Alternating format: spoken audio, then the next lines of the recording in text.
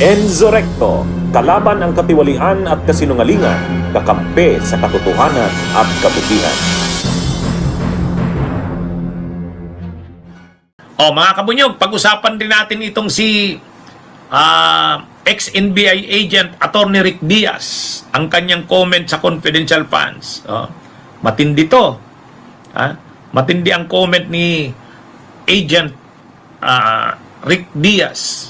Actually, itong si Attorney Rick Diaz, ito si Rick Diaz, abogado yan. Kababayan namin yan sa Bicol. Kaibigan yan ni dating Vice President Leni Robredo. Tumulong yan ng malaki sa kampanya ni dating Vice President Leni Robredo. Dati yan na lawyer yan, dating NBI director, tinatawag niya lang ang sarili niyang agent. Kasi nag-rose yan from the ranks. Talagang galing sa ordinaryong ahente ng NBI, naging regional director. Alam niyo yung kay Ampatuan? Siya yun, siyang umaresto kila Ampatuan. Noong Maguindanao Massacre. At kung saan-saang region siya na-assign, kung ano-anong trabaho. At mula talaga yan sa mula sa ranks. Mula sa ordinaryong rank and file hanggang sa ma-promote ng ma-promote. Kaya alam niya talaga ang gawain sa NBI, yung surveillance, information gathering, yung pag-maintain ng mga assets, informants. Alam niya yan. Kaya nung napag-usapan itong tungkol sa itong tungkol dito sa confidential funds ni Sara at napakaraming mga binabanggit na mga purchase of information sa isa lang na informant, 50,000. Sus naman. Mary Grace Piatos, 50,000 purchase of information. Tapos reward. Reward 150,000. Kaya sabi ni rental safe house, rental of safe house 16 days ay 11 days. 11 days 16 million o di halos 2 million ng isang araw. Kaya talagang matindi. Nag-comment na itong si ex-NBI agent Attorney Rick Diaz. Ito yung sinabi niya, basahin ko. Ang dami-daming palusot para nakawin ang confidential funds. Kesyo binili ng information. Sabi niya, napamura tuloy siya. 31 years akong NBI agent at marami rin na-solve na kaso. Hindi ako bumili ng impormasyon. Nagbibigay ako ng pamasahe at pangkain pero hanggang doon lang. Yun. Kasinungalingan yang bumili ng impormasyon. Yang pagrenta ng napakamahal na safe houses, isa pa yang kasinungalingan. Lukuhin ninyo, lelong ninyo dahil halos naikot ko ang Pilipinas. Natutulog ako sa mga mumurahing hotel at motel kasama ang testigo o asset.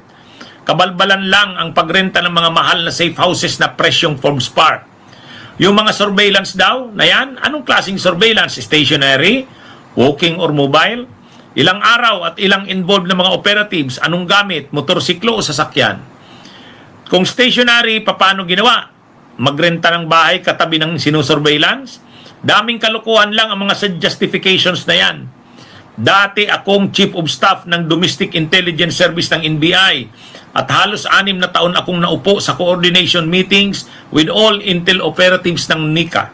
Hindi ako kumbinsidong mga trained intelligence operatives o totoong mga operatives siyang mga tauhan ni VP Sara. Aminin nyo na ninakaw nyo lang ang pera ng gobyerno. Ang dami nyo pang palusot. Matindi talaga. Hindi, kilala ko to si Attorney Rick Diaz. Kaibigan kami nito. Taga Bicol yan. Uragon yan.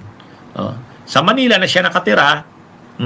Kasi matagal yan sa NBI. Na-assign yan sa kung saan-saang regions. Kaya itong sinasabi niya, makikita nyo naman yung tono ng post niya eh. Talagang, sabi niya nga, feeling annoyed. Napapamura siya, napapasuka siya.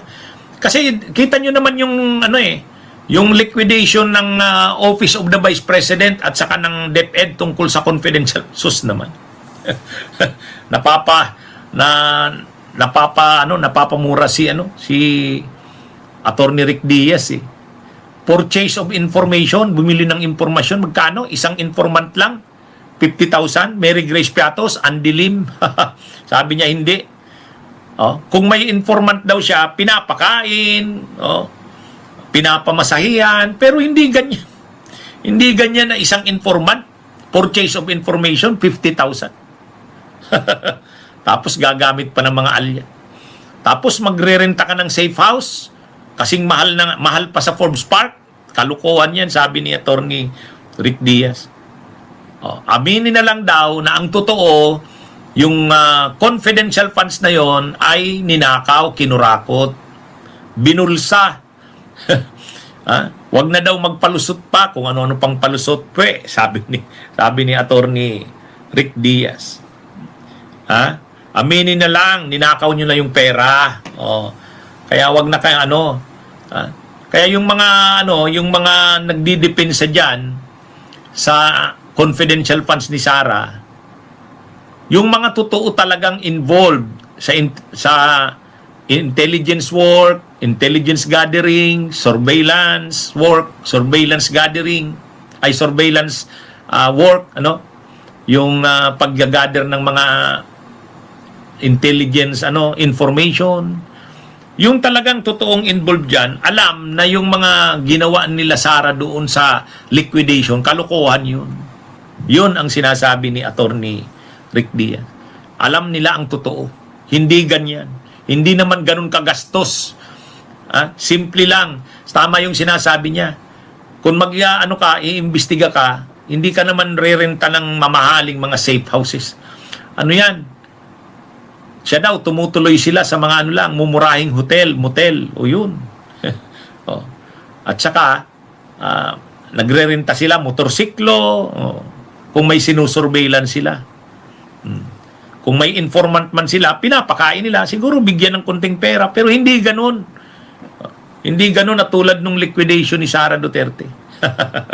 Aminin na lang daw ninyo, na ninakaw ang pera, yun. Kaya sabay sabi ni Attorney Rick Diaz, Okay, magandang araw mga kabunyog, mga kabayan. Mabuhay po tayo. Bunyog, bunyog, halikan na kasama ka. Bunyog, kapag buklod ay may pag-asa. Luzon, Visayas, Mindanao, isa ang pananaw. Sa bagong Pilipinas ang bunyog isisigaw. Bunyog, bunyog, bunyog.